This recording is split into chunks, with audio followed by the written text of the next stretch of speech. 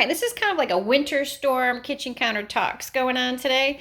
We've got a big storm coming up, so I'm just trying to be proactive in case we lose power. There's gonna be some crazy wind with lots of snow, and so I don't know, I just go into like prepper mode, I guess. So I'm just making sure that things are easier if we lose power. So I'm washing the dishes. I mean, you can see I still need to wash some dishes.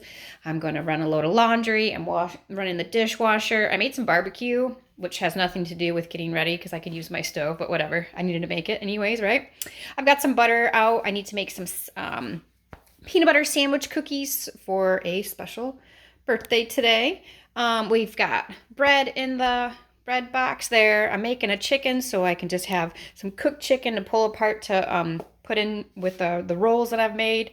And I'm making soup with a bunch of random frozen things, like all kinds of random veggie stuff that I just threw in the crock pot just to have some soup so I can easily just kind of warm it up on the stovetop because that is run by gas. We do have a generator and we can run that. However, if the storm is crazy and it does take the power out for a while, then I don't want to waste it if I don't have to. So I'm trying to just, kind of think ahead, kind of get things prepared.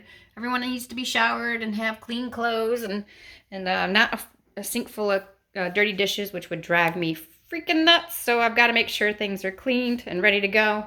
I've got some sourdough honey rolls that are rising. And these right here are applesauce pumpkin with a maple glaze muffins. They are so delicious. So just kind of getting some stuff ready. Later on, I'll go out and take care of the animals, give them extra hay, feed them probably a little early before the snow comes, get the chicken eggs. So lots of stuff to do on the homestead. Just kind of thinking ahead, just trying to be prepared. So good luck, everyone. Let me know how your weather's doing.